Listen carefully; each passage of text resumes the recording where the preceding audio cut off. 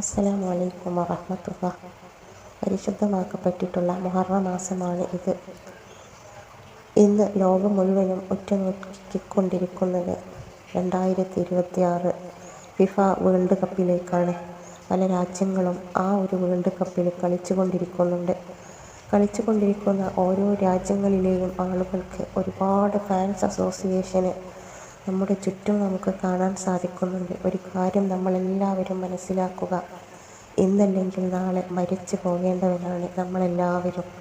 ഈ ഒരു നിമിഷം അല്ലെങ്കിൽ തൊട്ടടുത്ത നിമിഷത്തിൽ നമ്മുടെ മരണം സംഭവിക്കുമോ എന്ന് നമുക്ക് പറയാൻ സാധിക്കില്ല.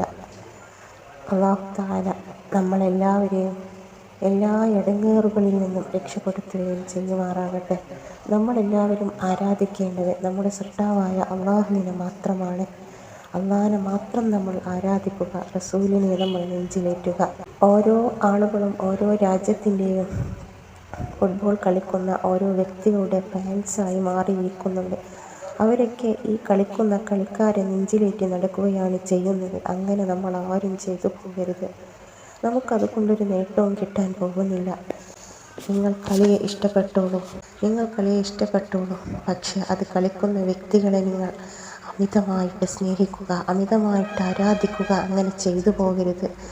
അല്ലാഹുവിനെ നമ്മൾ ആരാധിക്കുക, റസൂലിനെ നമ്മൾ ഇഷ്ടപ്പെടുക. നമ്മുടെ ജീവിതത്തിൽ നമുക്ക് വിജയം കിട്ടണമെങ്കിൽ നമ്മൾ അസ്മാഉൽ ഹുസ്നയിലുള്ള യാ ഫത്താഹ് യാ അല്ലാഹ് എന്ന അല്ലാഹുവിൻ്റെ ഇസ്മിനെ നമ്മൾ ചൊല്ലിക്കൊണ്ടേയിരിക്കുക. ജീവിതത്തിൽ ഖൈറും ബർക്കത്തും റഹ്മത്തും കിട്ടുവാനും നമ്മൾ ചെല്ലുന്ന എല്ലാ മേഖലകളിലും നമുക്ക് വിജയം കിട്ടുന്നതിനും യാ ഫത്താഹ് യാ അല്ലാഹ് എന്ന അല്ലാഹുവിൻ്റെ ഇസ്മിനെ നിങ്ങൾ ചൊല്ലിക്കൊണ്ടേയിരിക്കുക. തീർച്ചയായിട്ടും വിജയം ഇത് ചൊല്ലുന്ന വ്യക്തിക്ക് തന്നെ ഉണ്ടാകും എന്ന് ഹബീബായ മുത്ത് റസൂൽ നമ്മെ പഠിപ്പിക്കുകയും ചെയ്യുന്നുണ്ട്. യാ ഫത്താഹ് യാ അല്ലാഹ് എന്ന അല്ലാഹുവിൻ്റെ ഇസ്മിനെ ധാരാളം നമ്മൾ ചൊല്ലുക. നമ്മൾ എന്തെങ്കിലും പരീക്ഷണങ്ങളിൽ അകപ്പെട്ടു പോവുകയാണെങ്കിൽ യാ ഫത്താഹ് യാ അല്ലാഹ് എന്ന അല്ലാഹുവിൻ്റെ ഇസ്മിനെ ചൊല്ലുക.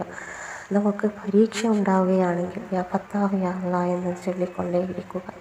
അങ്ങനെ അല്ലാഹുവിൻ്റെ ഈ ഇസ്മിനെ ആരാണോ കൂടുതൽ ചൊല്ലുന്നത് അവൻക്ക് അല്ലാഹു തആല വിജയം നൽകിക്കൊണ്ടേയിരിക്കും എന്ന് ഹബീബായ മുത്ത് റസൂൽ നമ്മെ പഠിപ്പിക്കുന്നുണ്ട്.